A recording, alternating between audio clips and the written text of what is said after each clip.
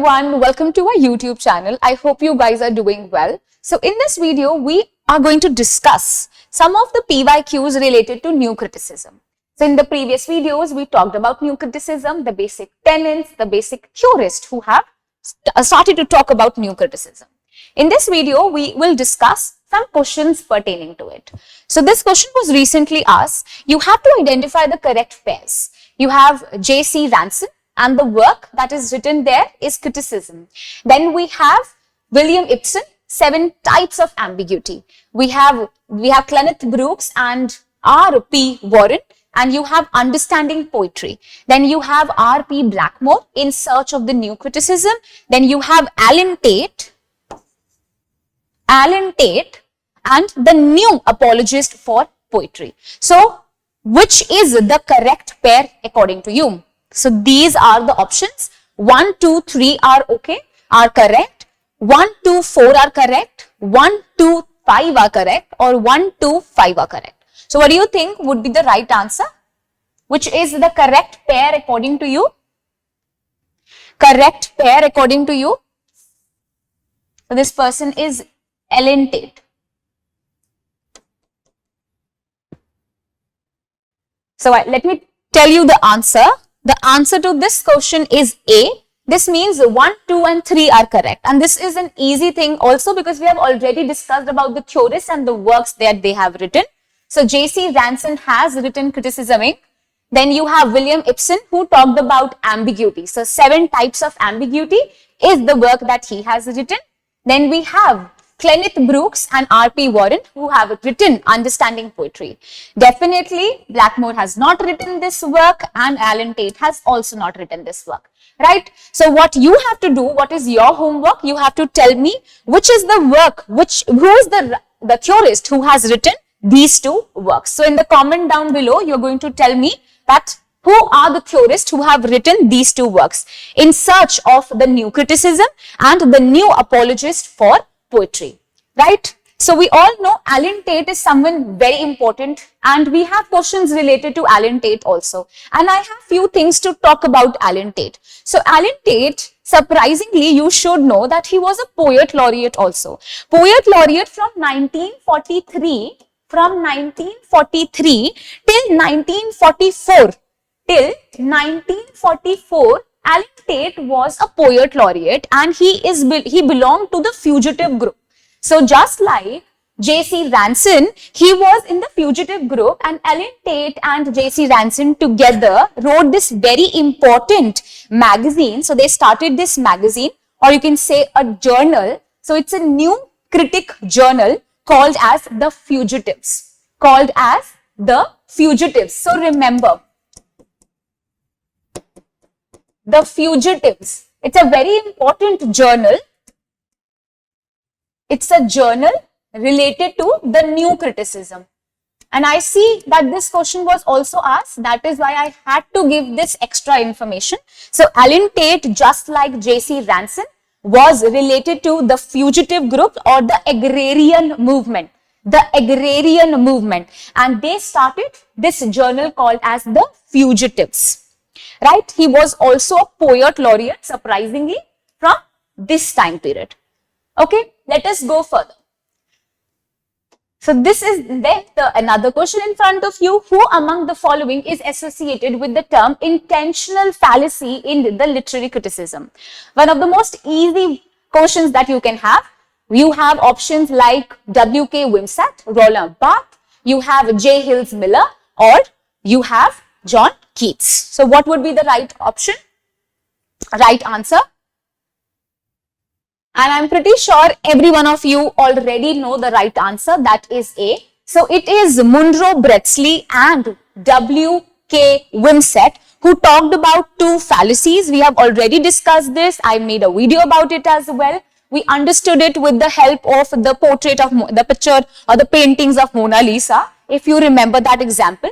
So it is intentional fallacy and affective fallacy, 2 fallacies that W.K. Wimsatt and Munro talked about, right? Let's go and discuss the third question.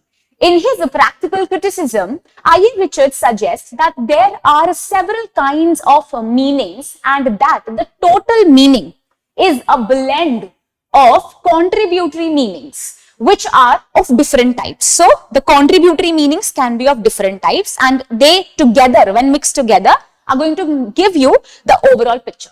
He identified 4 kinds of meaning, or the total meaning of the words depend upon 4 factors. I clearly remember we discussed about all of these factors. So can you tell me the right answer? This was proposed by 𝐸𝐸𝐸𝐸, someone who talked about close reading, practical criticism. Is it image, feeling, tone, intention? Is it sense, feeling, tone and intention? Sound, sense, tone and matter? Sense, feeling, tone and matter. So what is the correct answer according to you? Let me tell you the answer. The right answer is B. And I'm pretty sure you must have already gone through the video I made about practical criticism related to 𝐸𝐸𝐸𝐸, and you know that he talked about sense, the feeling, the tone and the intention. So definitely elimination method you can use here. Matter is something that they haven't talked about. This is only these 2 things that are more important, and you can get confused between these 2 options, A or B. But you know that image is something that we have Sanders talking about. We never have 𝐸𝐸𝐸𝐸 who talked about images, right? So it is the semiologist who started to talk about images. So definitely 𝐸𝐸𝐸𝐸 ने उसके बारे में बिल्कुल बात नहीं करी है. So you can eliminate this option as well, and then you have B as the right option. So what is the sense of the text that, or the words that the person is using? What is the feeling that is generated? What is the tone? What's the texture? And what's the intention behind writing? This is how you can get the complete essence, the complete meaning of the text. So B becomes the right answer. Let's go further. Which of the following is applicable to new criticism? Read the question very carefully, because statement questions can baffle the person because they are pretty huge, right? So in 2022, they asked this question. Which of the following is applicable to new criticism? It draws considerably from the works of 𝐸𝐸𝐸𝐸𝐸 and the critical essays of T.S. Eliot. Some of its concepts are pre-emanated by F.R. Lewis. It distinguishes between literary and scientific usage of language. It encourages an extensive exploration of the contextual and autobiographical background of the literary production.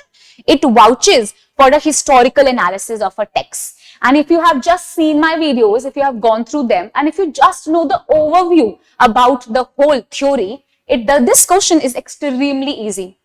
Let us look at the answer. So these are the options: A, B, C, B, E, D, C, A, C, D, and or B or D are the only correct options. Let us look at the answer. So A is the right answer. That means A, B and C. Let us see, read the options gradually, we'll discuss them. So let us start by elimination. So it draws considerably from the works of 𝐸𝐸𝐸𝐸𝐸. This is correct. Why? Because it is practical criticism, practical reading, close reading, something that 𝐸𝐸𝐸𝐸𝐸 talked about, right? So this is correct. And of course, T.S. Eliot also.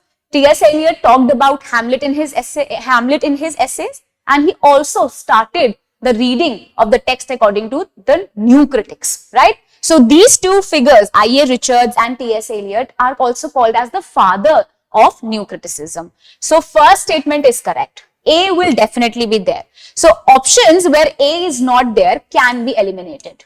Isn't it easy? Just by reading the first statement, you already are halfway through. This means I'm confused between A and C. Let me read further. Some of its concepts are pre-emitted by F.R. Lewis. Again, it is correct. Why? Because just like 𝐸𝐸𝐸𝐸𝐸 and T.S. Eliot, F.R. Lewis also started to talk about the close reading concepts. So he is also someone who's called as the father of new criticism. B is correct too. It distinguishes between literary and scientific usage of the language. Correct. Why? Because we are looking at how language is giving you a literary texture, as well as how sometimes it can give you a scientific way of dealing the things as well. So that means C is correct. It encourages the extensive exploration of the contextual and the biographical background. No, this was the old method of reading the text when biographical details of the writer, the author were important. But according to new critics, you never go into the background details. So D is wrong. and also never in the historical analysis of the text. This means you have to eliminate wherever there is D and E. So D is the wrong option. That means C is also not the right answer, and you have A as the right answer. So A, B and C statements are correct, and these are something that define your new criticism. This question is again a bonus question for everyone. Why? Because match the following is the most easy thing that you can do. Just by solving one or two books or the two columns, you will be able to answer it correctly. So you have Kenneth Brooks, William Ibsen, you have Mark Schur, and then you have Maud Podkin. So what is so we have list 1 and list 2, and you have to match the following. So these are the terms or the concepts that they have given. Ambiguity, paradox, archetypal patterns in poetry, and then you have techniques as discovery. So this is the option. We have 2, 1, 4 and 3, 3, 2, 1 and 4, 1, 2, 3 and 4, or 2, 3, 4 and 1. I know that we all know the answer, that is A. That means 2, 1, 4, 3. 2, 1, 4, 3. Let us see. So this means that Kenneth Brooks, he has written, he also has talked about paradox and other things that we have discussed in the video. So you know that list 1 may, the first is definitely going to be matched with paradox. Also then we have William Ibsen, who talked about ambiguity. We have already discussed this. 7 types of ambiguity is the work that he talked about. This means second option would be then matched with the first one. Now let us look at the options. A should be matched with 2. This means these 2 are definitely not the right answer. And second to first. That means D is also not the right answer. So what is the right answer? A is the right answer. Isn't it easy? Then you have to match Mark with the techniques as discovery, and Maud, who talks about the archetypal patterns. So he is famous for archetypal criticism, right? So you can note these things down. These are the important concepts that they have given. Just by knowing these 2 things also, you can easily land yourself with a correct answer. Then this is the last question that I have for you. I won't be telling you the answer for this, because this is something called as the practice question or the homework for you that I have. This question is related to Alan Tate. Alan Tate once made a useful distinction between structure and texture.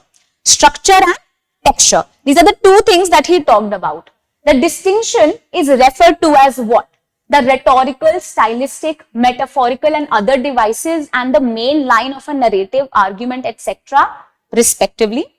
Objects and materials on which a narrative casts light and the devices employ to enlighten them respectively.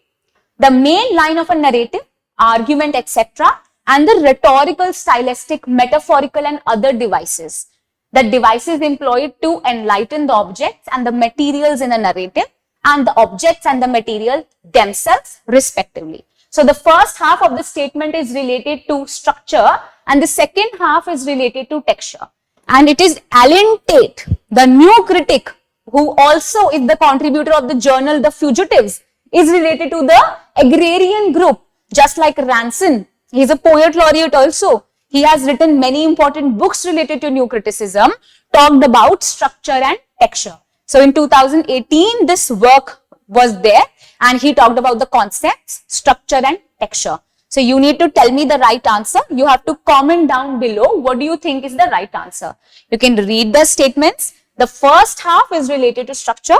The second half related to texture, right? So I hope you liked this video. You liked the questions that we discussed. These were easy because we have already discussed the basic concepts and the tenets related to new criticism. So I'll be bringing forward new concepts, new videos and new theories. I hope you liked the video. If you have any doubt, you can comment down below and give me the right answer for this question. Thank you so much. See you soon.